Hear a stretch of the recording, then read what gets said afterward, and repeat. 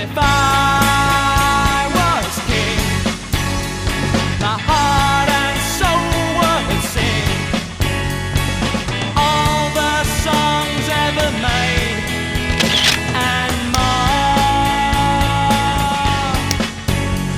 Well, if I was king, my life would be everything I've ever dreamed and hoped for.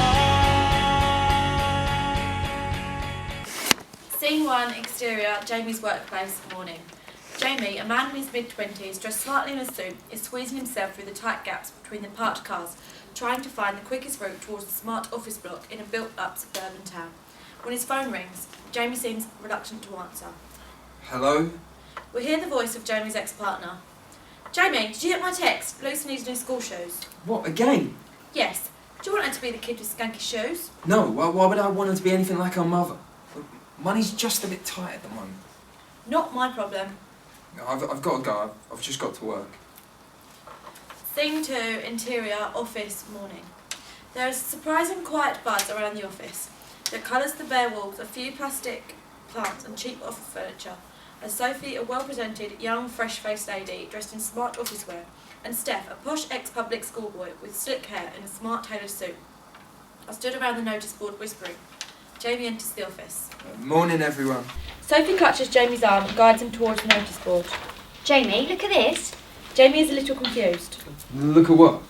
Jamie starts reading the notice board under his breath that has been put up on the notice board. They're advertising internally for the new manager's position. Oh, really? I take it you will be applying, Jamie.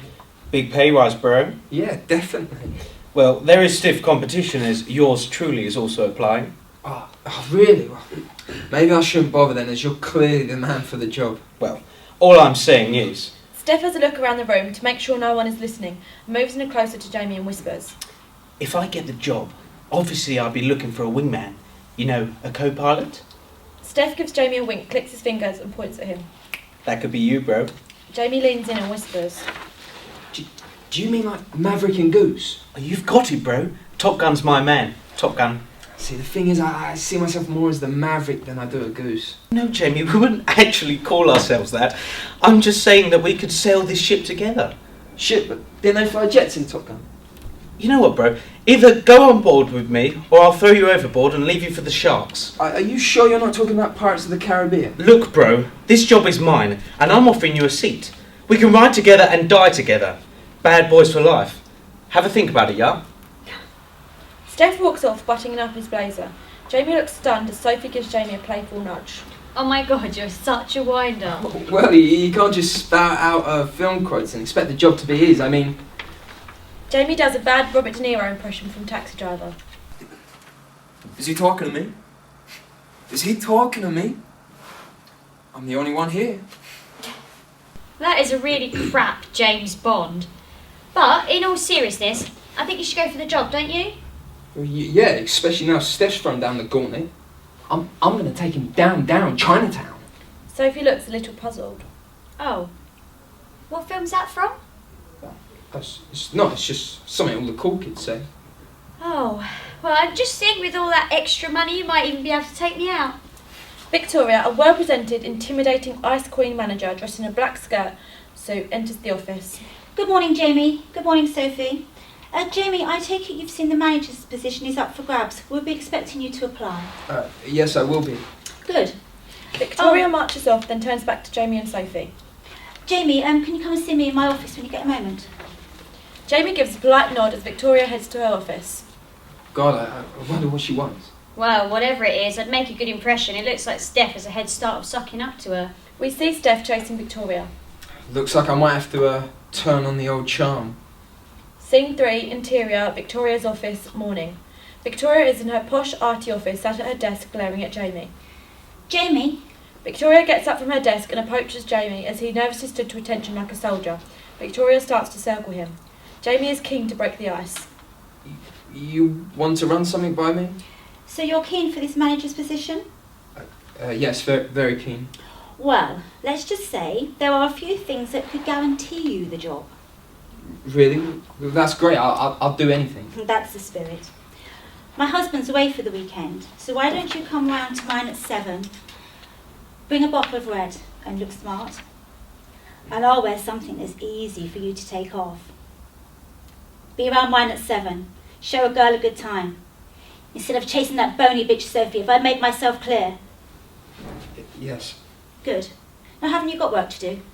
Jamie turns to leave the office with his head hanging. As he gets to the door, Victoria stops him. Oh, Jamie, don't be late. As Jamie opens the door to leave, Steph appears with a piping hot cup of tea in his hands. Jamie and Steph both sternly look each other up and down. Jamie. Steph. Jamie walks off, not breaking eye contact with Steph. Oh, hi Victoria. I made you a cup of Earl Grey. Thank you, put it on my desk. I was also hoping to talk to you about the manager's position. Yes, what about it? Well, I'm very interested and I think I'm the man for the job. Really? Well, this company doesn't do favours, Steph, but I'm sure a man of your family's wealth can be somewhat persuasive. Now, if you don't mind, I have a lot to be getting on with. Steph's eyes light up as the penny drops. Ah, gotcha. Steph exits the office. Scene 4, interior at the office, morning. Steph almost bumps into Jamie and Sophie as Jamie and Steph have another stare off. Steph. Jamie. Jamie walks off, still looking eyes with Steph. Looking a bit smug. What have you been doing in there? Nothing, just cementing my place as front runner for the manager's job. Oh, Steph, you're not trying to bribe your way into the job, are you? No, I'm not. I just thought it would be nice to make Victoria a cup of tea, that's all. Oh, and you didn't invite her for a night out on Daddy's boat? Oh, Steph, you don't want to get the nickname Toenails now, do you? Toenails? Why would people call me that? I get a pedicure done every other week. There is nothing wrong with my toenails. Well, if that's the only bit of your anatomy we can see hanging out of Victoria's backside, then what do you expect? Anyway, if you ask me, I think Jamie is the best man for the job. It's a good job you're pretty. Steph storms off. Sophie heads over to Jamie's desk where she gets a post-it note and writes, "Have a good day, love Soph," and sticks it to the monitor of Jamie's computer. Scene 5, interior, Jamie's desk, afternoon. Jamie sits at his desk as Sophie is watching him from her desk. He notices the post-it note left by Sophie that gives him a beaming grin as he folds up the note and puts it in his jacket pocket. Jamie sings in a bit of a daydream. It seems as all the ringing telephones in the office are bugging him, and he looks over to the frame that reads "World's Best Dad," with a picture of his daughter in it that sits on his desk as he lovingly stares at it deep in thought. We see Sophie sat at her tidy desk on her computer, chatting to her friend on Facebook. As a message pops up from her friend that reads, "So, have you asked him out yet, hun, or are you going to wait forever for him to ask you?" Sophie looks over at Jamie sat at desk in a daydream. She takes a big deep breath, gets her pocket mirror out of her bag, and quickly applies some lip gloss. Zhuzhes her hair and heads over to Jamie's desk. Busy? No, not really. I was just wondering what you're doing tomorrow night. Jamie starts mumbling with panic. Tomorrow, I'm going out with Gary. Oh, where are you going? Oh, I'm not sure yet. Oh, well, I was going to see if you fancy coming to the cinema. Jamie seems disappointed. I would love to, but I have plans already. Maybe we could go next week. Steph, who overhears the conversation, comes waltzing over.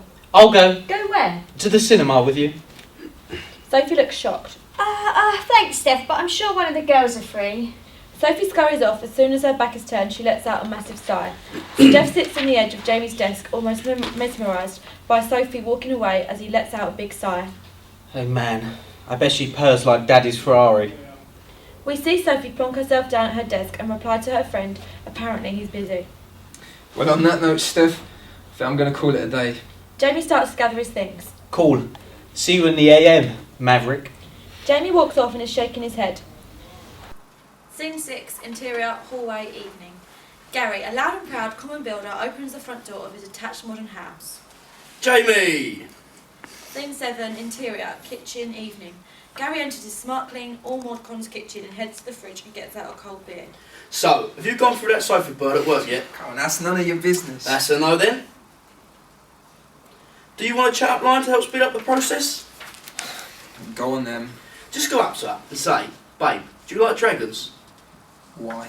Because I'm going to be dragging my balls across your face later. Thanks. Look, you know this manager position at work? Yeah. Well, you know my boss, Victoria. Yeah, the fit one. Yeah, she looks alright for her age, I guess. Anyway, she told me today that the job's mine, providing I sleep with her. What? Yeah, exactly. So what's your problem? Well, my problem is I don't want to get the job just for sleeping with my boss. Like, this could change everything for me. This is the chance I've been waiting for. And what if Sophie finds out? So what? This is win-win. You get to go on a bird with bags of experience, get the manager's job, Sophie doesn't find out, and before you know it, you'll be balls deep on your shiny new manager's desk. Mate, sometimes in life you've got to suck a bit of cock to get by. What? Look, do you think I got where I am today without sucking a little bit of cock? How long have you been putting men's cocks in your mouth? It's a metaphorical cock, Jamie, and when you've got a metaphorical cock in your mouth, it's just common courtesy to pay attention to the metaphorical balls. Sometimes in life you've got to do things that go against your principles. Thanks for the chat, mate, but I can't stop. I've got Lucy tonight. Scene 8, interior, hallway, evening. As Gary is showing Jamie to the front door, he is giving Jamie a pep talk, like a football coach to one of his star players, and slaps his bum every now and then. Just remember, don't be scared, be a man. Stop doing that, it's weird. Alright, chill out. See you later, mate. Scene 9, interior, Jamie's bedroom, Saturday evening. We see Jamie getting ready to go round Victoria's in his stylish, modern bachelor's bedroom. There are clothes scattered all over the bed, as if he's been trying on loads of different clothes and styling his hair. Jamie starts talking to himself in the mirror on his dresser, but is overrun by hair products and aftershaves. Right. Just go round there and be polite. Have a drink. Be firm. Don't offend her, but be confident. Jamie gives himself one more hard, convincing stare before walking out of the door. He suddenly turns back to the mirror and rummages in the top drawer of his chest of drawers. I better take some Johnnies. Scene 10, exterior, Victoria's house, evening. Jamie is nervously approaching Victoria's new modern house down a nice road with a sports car on the drive. Jamie stops to appreciate the car on the drive and gives it a stroke as he admires the house. He gets to the front door, takes a big breath and rings the bell. We see Jamie from a side-on shot. We hear the door open and Victoria's hands come flying out and drag Jamie inside. Blackout. We see Jamie exit Victoria's front door with ruffled hair and a bit flustered, with his head hanging low with disappointment. We see Victoria in her dressing gown looking pleased with herself, smoking. We'll announce your promotion on Monday. Congratulations, big boy. Scene 11, interior, the office, Monday morning. Jamie is sat in Victoria's office while Sophie and Steph seem intrigued as to why he's in there. Jamie has been in Victoria's office for ages. What do you think they're talking about? I don't know. Maybe they're talking about the manager's position. No way, they wouldn't talk to him about it and not me. Would they? Well, they would if they're talking to him about offering it to him. I don't think they have to run everything by you, Steph. But surely to God, I'm the one of the front runners. Maybe she's letting him down gently. Oh, I hope he does get it. He deserves it. Well, you would say that, wouldn't you, Sophie? Maybe you should start wearing your Team Jamie t-shirt to work. Grow up, Steph. Victoria's office door opens and Jamie, looking chuffed with himself, enters the office as Sophie and Steph go rushing to him. So, what was all that about? Well, let's just say you're looking at the new office manager. Sophie throws herself around Jamie while Steph seems to be having a little panic attack. What? Is this a joke, bro? No joke, mate. But this can't be. I thought... Don't be a bad loser, Steph. Yeah, sorry, bro. I'm so happy for you, bro. A little shocked, but I'm happy. If you need any help, you know, I've got your back, right? Thanks, Steph. That's really nice. I think you're dribbling on my shirt. Jamie is trying to push Steph away. Sophie grabs Jamie's arm. This is so exciting. Are you going to change anything? Yeah, my office. It's a dump. Looks like I'm going to be busy spending the day sorting that out. What kind of desk are you going for? What? Every manager needs a good desk, bro. I know a good mahogany guy, one of Daddy's good friends from back in the day. He'd probably do you a great deal. I don't know about you, but I just think mahogany gives a stench of authority. Yeah, I'll probably just use the one that's already in there. Well, let me know, bro, and I'll arrange a meet. Oh, I also know a great raw oak guy. Thanks, Steph. I'll bear that in mind. No probs, bro. So, do you want to show me around your new office? Yeah, come on then. Scene 12, interior, Jamie's office, morning. Jamie is giving Sophie a mock-guided tour of his new empty office, which only has a desk, chair and a filing cabinet with bare walls. Oh, wow. I like what you've done with the place. Well, obviously it's not finished yet. I was thinking of getting a mirrored ceilings. That's a bit pervy. No, it's all that feng shui. You mean feng shui? What's that, sushi or something? No! It's a system of laws considered to govern spatial arrangement and orientation in relation to the flow of energy. There is a brief silence. Wow. Anyway, I was thinking of getting a stuffed tiger in this corner, and then if there's any room left, I was thinking maybe a fruit machine. What do you think? Oh, very classy. A stuffed tiger would definitely tie the room together. Really, you don't think it'd be too much? What? A stuffed tiger in this office? Nah. I was thinking maybe you fancy coming out with me this weekend? Like to celebrate my promotion, something to eat, a few drinks maybe. Are you asking me out on a date? Yeah, sort of. Well, that's very unprofessional of you, Jamie. After all, you are my boss. But it wouldn't be a good idea to get on the wrong side of my new boss, so in that case, I'd love to. Pick me up at 7. Yeah, on the dot. Sophie seductively walks out of the office and shuts the door behind her. Jamie punches the air with delight. Jamie sits at his new desk and is looking around his bare office with pride and rubbing his armrest as if he's in a daydream, when there is a knock at the door. Come in. Victoria enters. Hello, Jamie. How are you settling in? I'm getting there. I have these reports that I need to go over. I need them back by the end of the week. Okay, no problem. Oh, and I'll see you at mine again this weekend? I'm sorry, I've got plans this weekend. I can't. Jamie, we have a deal, and it wouldn't be wise for you to back out of it. Deal? What deal? We've done the deal. It's over. Oh, Jamie, the deal isn't over until I say it's over. It's very simple.